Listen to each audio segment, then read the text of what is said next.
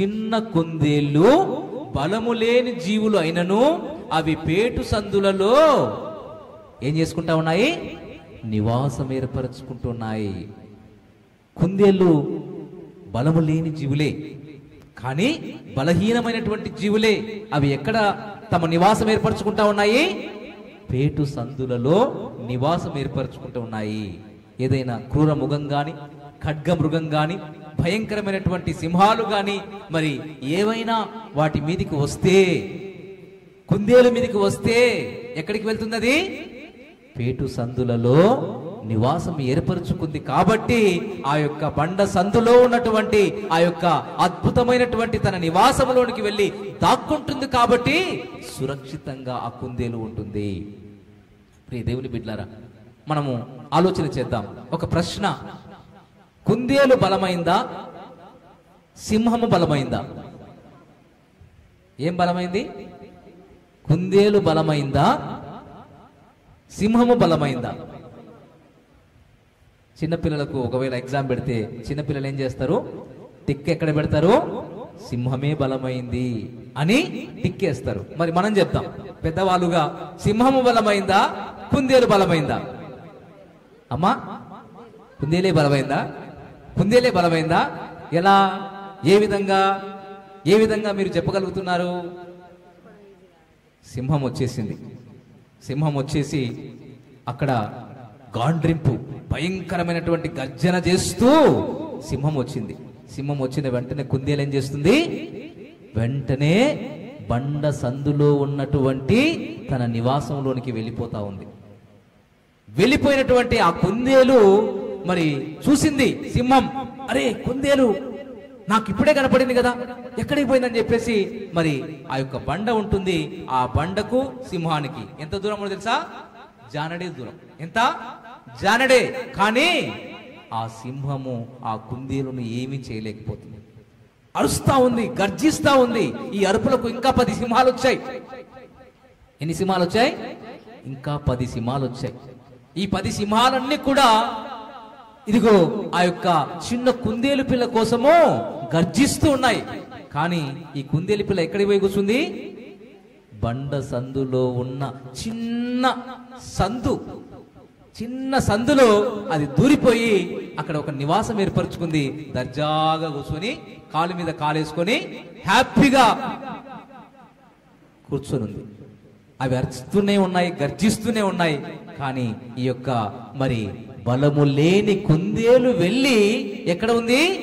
బండ సందులో ఉన్న తన నివాసము ఏర్పరచుకున్నటువంటి దాంట్లో కూర్చుని హ్యాపీగా ఉంది. రే దేవుని బిడ్డలారా, ఇదిగో మన జీవితాల్లో కూడా మనము ఇదిగో ఆ యొక్క కుందేలు వలె ఉండాలి. కుందేలు బలము లేని జీవి అయినప్పటికీ బండ సందులో తన నివాసము ఏర్పరచుకుంది. బండ మన ప్రభు అయిన యేసుక్రీస్తు.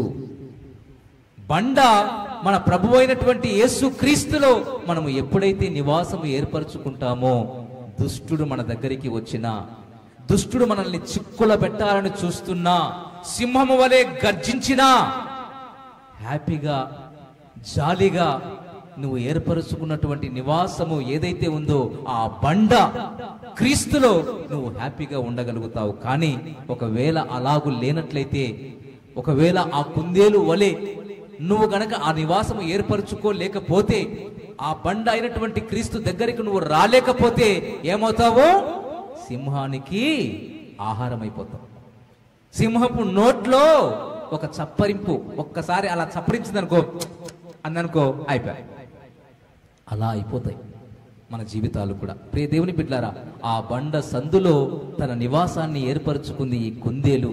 మనము కూడా మన బండ అయినటువంటి యేసుక్రీస్తులో చక్కటి నివాసం ఏర్పరచుకోవాలి. అందుకే దావీదు అంటాడు, నీవే నా దాగుచోటు. ఇప్పుడు మరి సింహం గర్జిస్తా ఉంది, సింహాలన్నీ మరి భయంకరంగా అరుస్తా ఉన్నాయి. మరి ఈ యొక్క కుందేలు హ్యాపీగా ఉంటుందా, లేకపోతే భయంతో ఉంటుందా? భయంతో ఉంటుందా? ఏమాత్రం భయం లేదు. ఎందుకంటే తాను ఏర్పరచుకున్న నివాసము భద్రతతో కూడుకున్నది, ఎవరు కూడా లోపలికి రాలేకుండా చక్కగా ఏర్పాటు చేసుకున్నది. ఏ దుష్టుడు ప్రవేశించకుండా తాను చక్కగా ఆ నివాసము బండ సందుల్లో ఏర్పరచుకున్నది. మరి నీ జీవితంలో, నా జీవితంలో, మన జీవితంలో కూడా బండ అయినటువంటి యేసుక్రీస్తులో ఎప్పుడైతే సురక్షితంగా మనం ఉండగలుగుతామో, మన భద్రత కేవలము యేసుక్రీస్తు ద్వారా మాత్రమే, యేసుక్రీస్తు అనేటువంటి బండలో మాత్రమే ఉంది. ఆ దాగు చోటుకు నువ్వు వెళ్ళాలి. ఈరోజు చాలా మంది నానా కష్టాలు పడతా ఉంటారు. కష్టం వచ్చినప్పుడు, దుఃఖం వచ్చినప్పుడు, బాధ వచ్చినప్పుడు, రోగం వచ్చినప్పుడు ఏం చేస్తూ ఉంటామంటే ఎక్కడెక్కడికో తిరుగుతూ ఉంటాం, ఏమేమో చేస్తూ ఉంటాం. ఆ డాక్టరు, ఈ డాక్టరు, ఆ మంత్రగాడు, ఈ మంత్రగాడు, ఇంకా మరి ఏం చేయాలో అని చేయకూడనివన్నీ చేస్తూ ఉంటాం. కానీ ప్రభు దగ్గరికి మాత్రము రా. ప్రభు దగ్గర నాకు సురక్షితమైనటువంటి ప్రదేశం అని తెలిసినా కూడా మనము ఆయన సన్నిధికి చేరం, ప్రార్థన చేయం. ఆయన సహాయం చేస్తాడో లేదో అని అపనమ్మకం. ప్రియ దేవుని బిడ్డలారా, ఇదిగో ఆ కుందేలు ఎంత సురక్షితంగా ఉందో చూడండి. తనకు భద్రత ఎక్కడ ఉంది? ఆ బండ సందుల్లో, పేటు సందుల్లో తనకు భద్రత ఉంది, సురక్షితంగా ఉండగలుగుతుంది. దుష్టుడు వచ్చాడు, సింహం వచ్చింది, తిరుగుతా ఉన్నాయి అక్కడ, అయినా కూడా ఏమీ చేసుకోలేకపోతున్నాయి. కారణం అద్భుతమైనటువంటి నివాసము తాను ఏర్పరచుకుంది, తన దాగు చోటులోనికి వెళ్ళిపోయింది. కాబట్టి ఆ యొక్క కుందేలు అద్భుతంగా సురక్షితంగా ఉండగలుగుతా ఉంది. మరి ఈరోజు నువ్వు ఎలా ఉన్నావు? నీ జీవితం ఎలా ఉంది? నీ జీవితంలో దుష్టుడు ప్రవేశించినప్పుడు నీ బండ దాగుచోటు నీ ప్రభువు దగ్గరికి నువ్వు వెళ్ళి మొరపెట్టుకుంటూ ఉన్నావా? ప్రభువు దగ్గరకి వెళ్ళి సురక్షితంగా ఉండగలుగుతున్నావా? ప్రభువు దగ్గరికి వెళ్ళి ఆనందంగా, సంతోషంగా జీవించగలుగుతున్నావా? లేక భయముతో బిక్కు బిక్కుమంటూ అయ్యో నా జీవితం అయిపోయింది, ఇక్కడితో క్లోజ్, ఎలా అని ఆలోచిస్తున్నావా? నీ భయమే నీకు ఉరిగా మారుతుంది. జాగ్రత్త. ఎప్పుడైతే నీవు బండ అయినటువంటి, దాగు చోటు అయినటువంటి యేసుక్రీస్తు లోనికి, యేసుక్రీస్తు దగ్గరికి వచ్చి ఇదిగో అయ్యా నీవే నా బండవు, నీవే నా క్రీస్తు, నీవే నా జీవితంలో సహాయము చేసేవాడవు, నీవు తప్ప నాకెవరున్నారు? దుష్టుడు వచ్చి నిన్ను ఏమి చేయాలని ప్రయత్నించినా వాడు నీ యొద్దకు రాలేడు. ఎందుకంటే నువ్వు ఎక్కడికి వెళ్ళావో? దాగు చోటుకు వెళ్ళావు. ఇదిగో ఎప్పుడైతే మనము ఆయన దగ్గరికి వెళతామో అక్కడ మనకేం కలుగుతుంది? సంతోషం. సంతోషం. జ్ఞానము కలిగినటువంటి వారికి సంతోషం ఉంటుంది.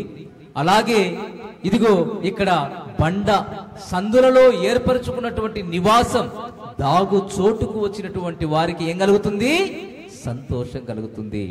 ఉదాహరణకి ఒక చిన్న పిల్లగాన్ని వాళ్ళ తల్లి తరుముకుంటూ తరుముకుంటూ తప్పు చేశాడని చెప్పేసి కొట్టుకుంటూ అట్ల కాడ తీసుకొని వచ్చి వాడిని కొట్టుకుంటూ వచ్చేసింది. ఆ పిల్లవాడు వచ్చేసి ఎక్కడికి వెళ్ళాడో తెలుసా? తన తండ్రి చాటుకు వెళ్ళాడు.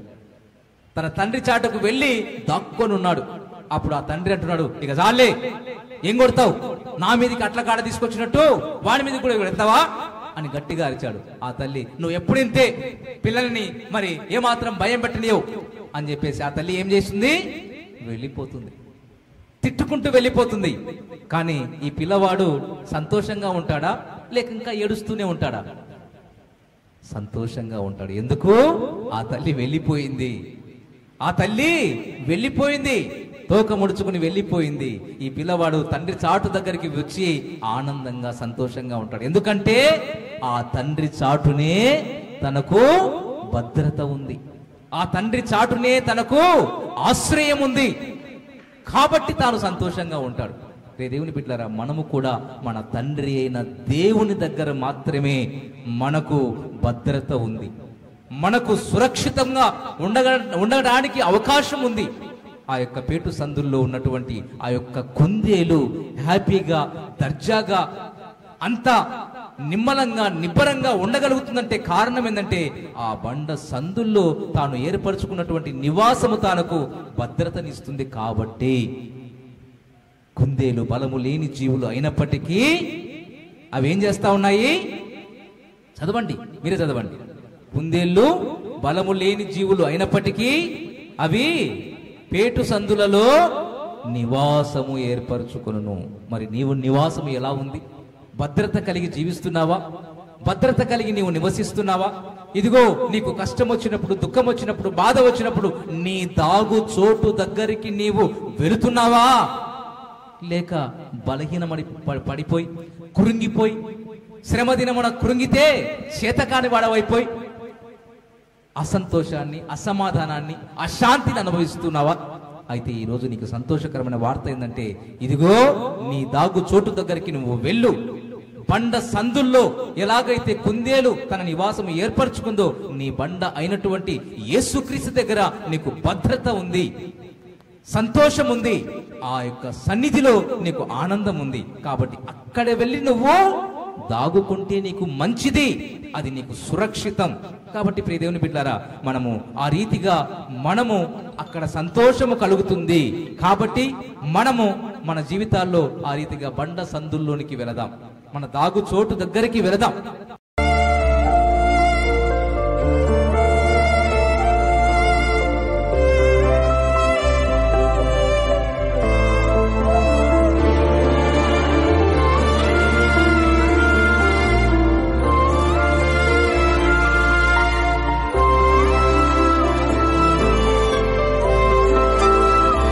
ప్రభువునందు ప్రియులారా, ఈ సందేశాలు మీకు నచ్చినట్లయితే దయచేసి లైక్ చేయండి, సబ్స్క్రైబ్ చేయండి, పక్కనే ఉన్న బెల్ బటన్ నొక్కండి. ఈ సందేశాలను దయచేసి 10 మందికి షేర్ చేయమని ప్రభువు నామమున ప్రేమతో మీకు మనవి చేస్తున్నాం. Thank you. Praise the lord.